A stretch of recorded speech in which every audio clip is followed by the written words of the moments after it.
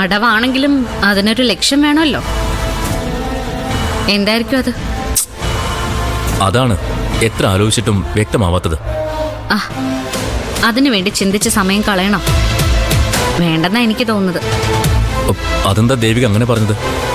ഇത് നമ്മുടെ ജീവിതത്തെക്കുറിച്ചുള്ള കാര്യമല്ലേ? ഞാൻ അങ്ങനെ കരുതുന്നില്ല വക്കീലെ. കാരണം ഈ കല്യാണം നടക്കാനേ പോകുന്നില്ല. ചന്ദ്രയെന്നല്ല, ആര് ശ്രമിച്ചാലും ഒരിക്കലും അത് നടക്കാൻ പോകുന്നില്ല. അതിന് ഞാൻ സമ്മതിക്കില്ല. സ്വന്തം ജീവിതം തിരഞ്ഞെടുക്കാനുള്ള ചോയ്സ് ഓരോരുത്തർക്കും ഉണ്ട്. അതിൽ കയറി മറ്റൊരാൾ അങ്ങനെ ഇടപെടുന്നത് ശരിയല്ലെന്നുള്ള പക്ഷക്കാരൻ തന്നെയാണ് ഞാനും. വേണ്ടെന്നാണ് ദേവിക്ക് തോന്നുന്നതെങ്കിൽ വേണ്ട. എപ്പോഴെങ്കിലും തീരുമാനം മാറ്റുമ്പോ വിളിക്കാൻ മറക്കരുത്.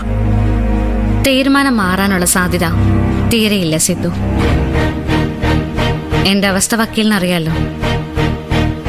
സുധേട്ടനല്ലാതെ വേറൊരാളും എന്റെ ജീവിതത്തിൽ ഉണ്ടാവാൻ പാടില്ലെന്നാ ഈ നിമിഷം വരെയുള്ള എന്റെ തീരുമാനം. ഇപ്പൊ എന്റെ മനസ്സിൽ എന്റെ സുധേട്ടൻ മാത്രമേ ഉള്ളൂ. അതുകൊണ്ട് ചന്ദ്രയോട് പറഞ്ഞേക്ക്, വെറുതെ അവള് സമയം കളയണ്ടാന്ന്.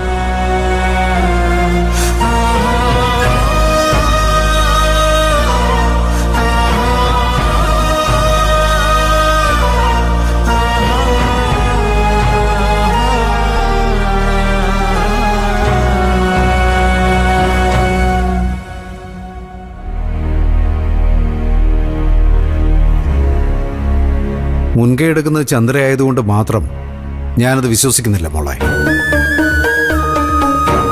ചന്ദ്ര ഒരിക്കലും ഇങ്ങനെയൊരു തീരുമാനം എടുക്കത്തില്ല. എന്തുകൊണ്ട് എടുത്തൂടാ? ഒരാള് മാറിക്കൂടാന്നില്ലല്ലോ. അന്ന് SI റൂബി ഇവിടെ വന്ന് പ്രശ്നം ഉണ്ടാക്കിയപ്പോ ഇതേ ചന്ദ്രയല്ലേ വന്ന് രക്ഷ